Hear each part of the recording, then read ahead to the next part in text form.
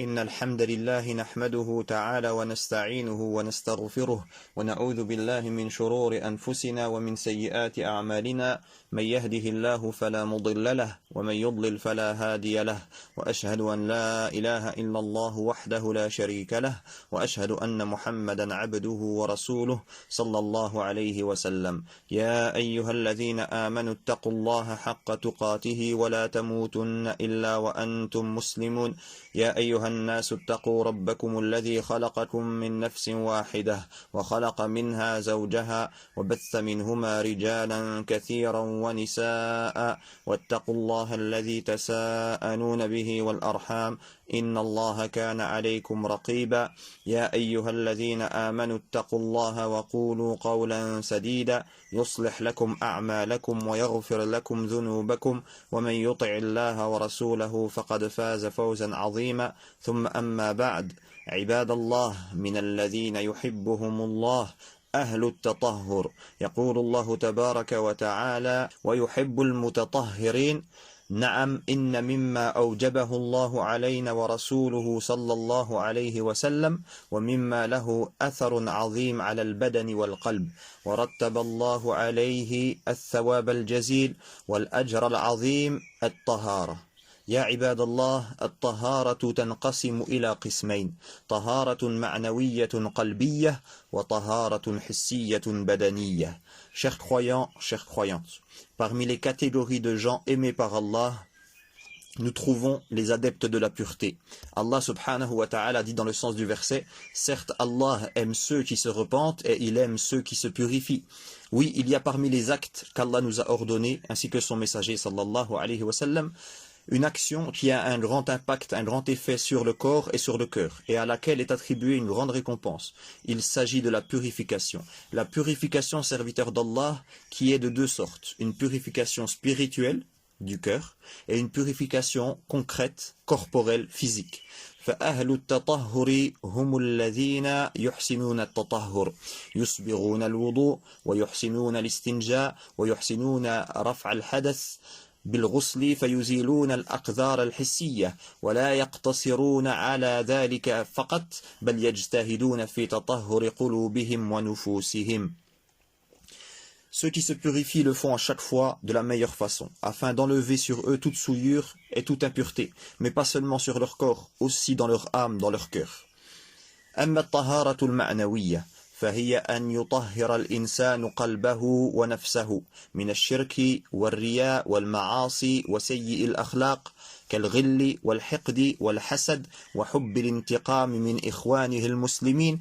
فهذه الطهارة القلبية من الأهم والأعظم، وهي التي أرسل الله جميع الرسل لأجلها، فقال: ولقد بعثنا في كل أمة رسولا أن يعبدوا الله واجتنبوا الطاغوت. وقال النبي صلى الله عليه وسلم: إنما بعثت لأتمم مكارم الأخلاق. Concernant la purification intérieure, il s'agit de celle du cœur, de l'âme, en les purifiant de l'associationnisme, de l'ostentation, des péchés, des mauvais caractères comme la jalousie, la rancœur, la haine, l'esprit revanchard à l'égard de ses frères en islam, etc. Cette purification, c'est la plus importante, celle pour laquelle les prophètes ont été envoyés. Allah dit dans le sens du verset: et nous avons envoyé dans chaque communauté un messager pour leur dire: adorez Allah et écartez-vous du tarout, c'est-à-dire tout ce qui est adoré en dehors d'Allah subhanahu wa ta'ala, ce qui est pris comme fausse divinité. Et le prophète sallallahu alayhi wa sallam a dit: et je n'ai été envoyé que pour parfaire les nobles caractères. وَلَقَدْ أَقْسَمَ اللَّهُ تَبَارَكَ وَتَعَالَى عَلَى هَذِهِ الطَّهَارَةِ 11 قسما متتالية في كتابه العزيز، فقال: والشمس وضحاها والقمر إذا تلاها والنهار إذا جلاها والليل إذا يغشاها والسماء وما بناها والأرض وما طحاها ونفس وما سواها فألهمها فجورها وتقواها قد أفلح من زكاها وقد خاب من دساها. أي قد أفلح من زكى نفسه بطاعة الله وطهرها من الأخلاق الدنيئة الرذائل، وقد خاب من دساها أي أخملها ووضع منها بخذلانها إياها عن الهدى حتى ركب المعاصي وترك طاعة الله تبارك وتعالى كما قال ابن كثير رحمه الله.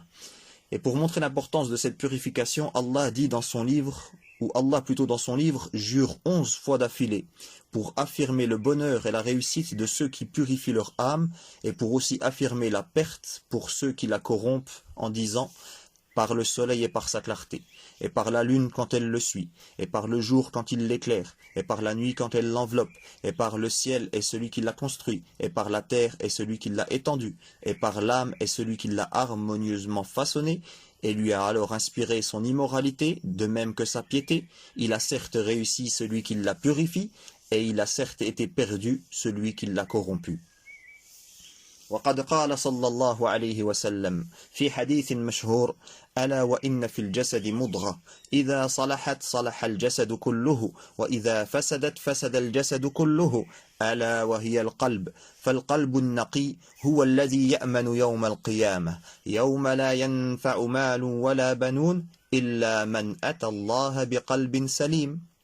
Le prophète sallallahu alayhi wa sallam a dit, et certes il y a dans le corps un morceau de chair, s'il est bon, tout le corps est bon, s'il est corrompu, tout le corps est corrompu, ce morceau de chair c'est le cœur propre, chers frères et sœurs, ce cœur propre qui sera à l'abri le jour du jugement, le jour où ne profitera ni les biens ni les enfants, sauf celui qui viendra à Allah avec un cœur saint. Al-qalbu as-salim هو القلب الذي سلم من كل شهوة تخالف أمر الله ونهيه ومن كل شبهة تعارض خبره فسلم من عبودية ما سواه وسلم من تحكيم غير رسول الله صلى الله عليه وسلم فخلصت عبوديته لله تعالى وخلص عمله لله. Le cœur en bonne santé, le cœur saint, c'est celui qui est préservé de tous les désirs contraires aux ordres et aux interdits d'Allah subhanahu wa ta'ala, de toute ambiguïté contredisant ce dont Allah nous a informés. Il est préservé de l'adoration d'un autre qu'Allah, de suivre un autre modèle que le prophète sallallahu alayhi wa sallam, ainsi son adoration et toutes ses actions sont vouées à Allah seul. وَأَدْنَى مِنْهُ الْقَلْبُ الْمَرِيضُ وهو القلب أو هو قلب له حياة وبه علة فله مادتان تمده هذه مرة وهذه مرة وهو لما غلب عليه منهما وهو ممتحن بين داعيين داع يدعوه إلى الله ورسوله والدار الآخرة وداع يدعوه إلى العاجلة. Et en deçà de ce cœur, le cœur malade. Un cœur vivant, mais avec la maladie, composé de deux éléments. Il est tantôt rempli par l'un ou tantôt rempli par l'autre, et il suit ce qui l'emporte entre les deux. Il est constamment éprouvé entre deux prêcheurs. L'un qui appelle à Allah subhanahu wa ta'ala, à son messager sallallahu alayhi wa sallam et à l'au-delà. Et l'autre qui appelle à la vie d'ici-bas. وأدناهم القلب الميت وهو القلب الذي لا حياة فيه فهو لا يعرف ربه ولا يعبده بأمره ولا بنهيه ولا بما يحبه ويرضاه بل هو واقف مع شهوته ولذاته ولو كان فيهما سخط ربه وغضبه فالهوى إمامه والشهوة قائده والجهل سائقه والغفلة مركبه. Et le dernier, c'est le cœur mort, sans vie. Il ne connaît pas son Seigneur, ni ne l'adore en suivant ses ordres ou en recherchant sa satisfaction, mais plutôt il suit ses désirs, et même si en cela il y a la colère de son Seigneur, la passion est son guide, son désir le commande, l'ignorance le dirige, et l'insouciance est sa monture. Celui-là pour lui, ce cœur-là pour lui, le halal peut être haram, le haram peut devenir halal, le bon peut devenir mauvais, le mauvais peut devenir bon, le faux peut devenir vrai, le vrai peut devenir faux. Il n'y a pas de base, il n'y a pas de référence, la balance est totalement faussée, car ce cœur ne connaît pas son Seigneur et il ne l'adore pas de façon à le satisfaire. Inna al-Islam dinu naqawa wa dinu tahara wa tahdhib ونزاهة وطهارة للقلوب والأبدان هذب السلوك والأخلاق أخرج الله سبحانه وتعالى بمحمد صلى الله عليه وسلم الناس من الظلمات إلى النور وهداهم صراطه المستقيم ورفع عنهم الآثار والقيود التي كانت على الأمم قبلهم وجعلهم خير أمة أخرجت للناس. L'islam, c'est une religion propre, une religion pure, une religion d'éducation, de purification des cœurs, des corps, corrigeant le comportement et la moralité. Allah a envoyé son prophète sallallahu alayhi wa sallam pour faire sortir les gens des ténèbres à la lumière, les guider dans le droit chemin, pour briser les chaînes qui étaient sur eux auparavant et en faire la meilleure communauté parmi les communautés. وَأَمَّا الطَّهَارَةُ الْحِسِّيَّةُ الْبَدَنِيَّةُ يَا عِبَادَ اللَّهِ فَهِيَ رَفْعُ الْحَدَثِ وَإِزَالَةُ الْخَبَثِ والتطهر لله تبارك وتعالى بالغسل من الحدث الأكبر أو بالوضوء من الحدث الأصغر. La purification, quant à elle, la purification corporelle, quant à elle, consiste à se défaire des souillures par les ablutions, pour enlever la petite impureté par les ablutions, ou bien par le bain rituel en enlevant la grande impureté. فيتطهر المسلم عند قضاء حاجته كما علمنا أزكى الأنام عليه الصلاة والسلام. فعن سلمان رضي الله عنه قال: قيل له: قد علمكم نبيكم كل شيء حتى الخراءة؟ قال: أجل. وفي الحديث كذلك عن ابن عباس رضي الله عنهما: مر رسول الله صلى الله عليه وسلم على قبرين فقال: إنهما ليعذبان وما يعذبان في كبير إثم. قال: بلى، أما أحدهما فكان يمشي بالنميمة وأما الآخر فكان لا يستتر من البول، أي كان يتلوث بالبول، فعلى العبد التقي النقي أن يتحفظ من البول لئلا يلوثه. Ainsi le musulman se purifie dès son passage au WC, comme nous l'a enseigné le messager d'Allah sallallahu alayhi wa sallam. Oui, lui qui nous a tout appris, même cela. Un jour un homme demanda à Salman radiallahu anhu: votre prophète vous a-t-il appris toute chose, même faire vos besoins? Il répondit: oui, même la façon de faire nos besoins. En effet, il nous a appris tout bien, même minime, même intime, pour notre bénéfice ici-bas et dans l'au-delà. Et dans le hadith, lorsque le prophète sallallahu alayhi wa sallam passa devant deux tombes et il dit: ils se font châtier et ils ne se font pas châtier pour un péché qui vous paraît énorme. Or, ça l'est vraiment. Le premier, il semait la discorde entre les gens. Et le deuxième ne se préservait pas de l'urine, c'est-à-dire qu'il se laissait souiller, lui et ses vêtements, par l'urine quand il faisait ses besoins. ثم قال صلى الله عليه وسلم: ما منكم من أحد يتوضأ فيحسن الوضوء ثم يقول: أشهد أن لا إله إلا الله وحده لا شريك له وأشهد أن محمدا عبده ورسوله اللهم اجعلني من التوابين واجعلني من المتطهرين إلا فتحت له أبواب الجنة الثمانية يدخل من أيها شاء. Puis le prophète sallallahu alayhi wa sallam a dit: quiconque parmi vous fait ses ablutions de la meilleure façon. Puis il dit: Ashhadu an la ilaha illallah wahdahu la sharika lah wa ashhadu anna Muhammadan abduhu wa rasuluh. Ô Seigneur, compte-moi parmi les repentants et compte-moi parmi ceux qui se purifient. Allahumma ja'alni minat tawwabin wa ja'alni minal mutatahhirin. Alors les 8 portes du paradis lui seront ouvertes et il y rentrera par celle qu'il veut. Wa yanbaghi lil muslim an la yusrifa fil ma' walau kana ala bahrin aw nahrin. فقد كان النبي صلى الله عليه وسلم يتوضأ بالمد أي 3/4 اللتر تقريبا. وأما الغسل فمن أراد أن يغتسل فليتوضأ بهذه الصفة، بصفة الوضوء المعروفة كما جاء في حديث عثمان رضي الله عنه، ثم يعمم بدنه بالماء بنية رفع الحدث. والحمد لله أحكام الطهارة نجدها في كتب العلماء والفقهاء مفصلة مشروحة، ليس ها هنا موضوع تفصيلها، وإنما هو الحث على الحرص في التطهر ظاهرا وباطنا. Tout comme il incombe aux musulmans de ne pas gaspiller de l'eau pour se purifier, même s'ils se nettoieraient dans l'océan ou dans un fleuve. Le prophète sallallahu alayhi wa sallam faisait ses ablutions avec 3/4 de litre d'eau. Donc vraiment très peu d'eau par rapport à ce que nous utilisons lorsque nous faisons les ablutions. Et pour le bain rituel, il consiste à faire ses ablutions, puis de verser de l'eau sur tout le reste de son corps avec l'intention de se purifier. pour Allah subhanahu wa ta'ala. Et par la grâce d'Allah, le chapitre de la purification, il est largement expliqué et détaillé dans les livres des savants dans notre religion. Et ici, dans ce sermon, il ne s'agit pas de rentrer dans le détail pour expliquer comment faire ses ablutions, comment faire son bain rituel, mais il s'agit de s'encourager à se purifier intérieurement et physiquement. وأيها المسلمون إن طهارة الظاهر دليل وعنوان على طهارة الباطن وإن الله طيب لا يقبل إلا طيبا وإن الله أمر المؤمنين بما أمر به المرسلين فقال تعالى يا أيها الرسل كلوا من الطيبات واعملوا صالحا خذوا على سبيل المثال يا عباد الله الرياء قال صلى الله عليه وسلم إن أخوف ما أخاف عليكم الشرك الأصغر الشرك الأصغر قالوا وما الشرك الأصغر يا رسول الله قال رسول الله صلى الله عليه وسلم الرياء الرياء يقول الله عز وجل إذا جزى الناس بأعمالهم اذهبوا إلى الذين كنتم تراءون في الدنيا فانظروا هل تجدون عندهم جزاء نعم أحبتي في الله Chers musulmans, la pureté et la propreté externe sont un signe et une preuve de la pureté intérieure.